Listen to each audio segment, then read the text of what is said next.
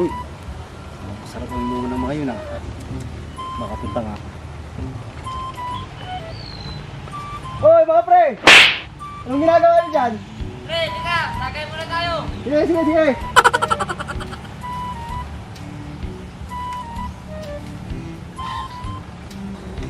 Oh pre, masarap ata yung inuman niyo dyan Go pre, ligan muna dito, tagay muna tayo.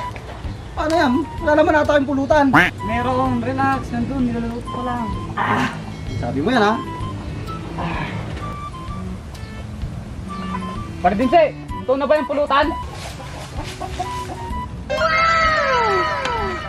Okay pre, luto na. Dadalhin ko na dyan.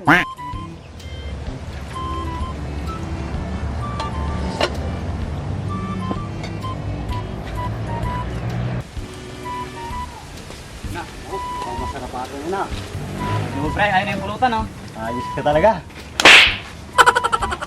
Marami na naman tayong maitutumbang alak dito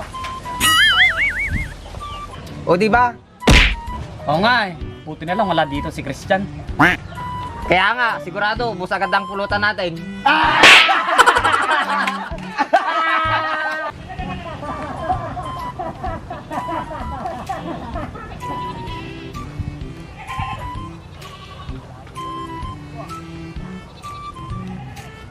Ang lakas ng tawanan ng mga yun ano kayang meron doon?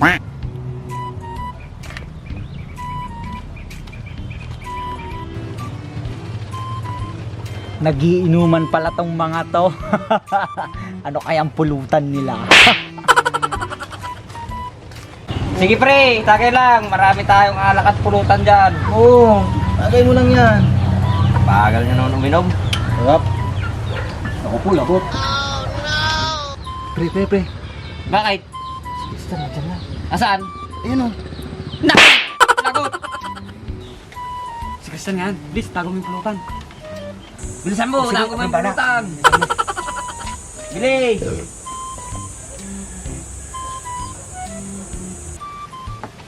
Mga pare, nagkakasiyahan nata kayo dyan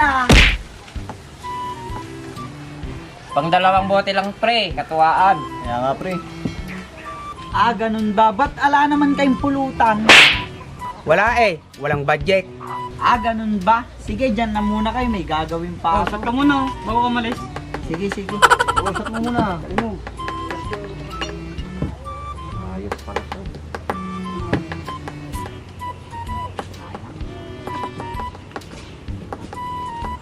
Buti na lang naitago ni Dimsy yung pulutan. Matakaw kasi sa pulutan yan.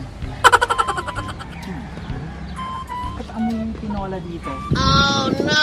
Tinola? Wow! Tinola! Oh no!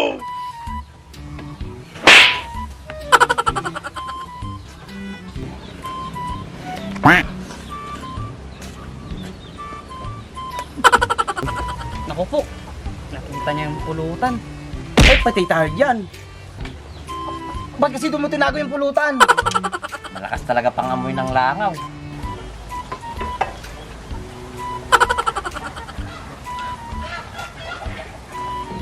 Mga pre, may nakita akong tinola dun sa may daanan, mukhang masarap. Baka sa kapitbahay lang yun. Oo nga. Hindi, akong bahala kukunin ko para may pulutan kayo. Siguradong ubos na naman ang pulutan. Kaya ito kasi.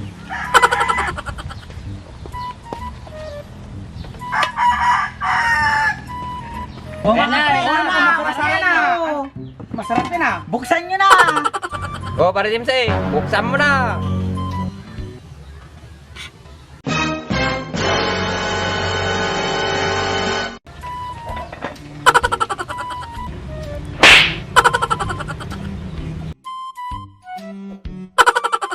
Oo, masarap yan. Tinolang papaya. Di ba yan yung pulutan natin kanina? Oo, yan yung pulutan natin kanina. Saan mo nakita? Di ba tinolang papaya yung sinabi ko? Ba't naghahanap kayo ng manok? Ito na nga ba yung sinasabi ko Kaya nga, manok na, naging bato pa. Nagre-reklamo pa ata kayo. Kayo na ang binigyan ng pulutan. Makaalis na nga. Wala na. Bara na nga kayo dyan, wala naman kayo pulutan.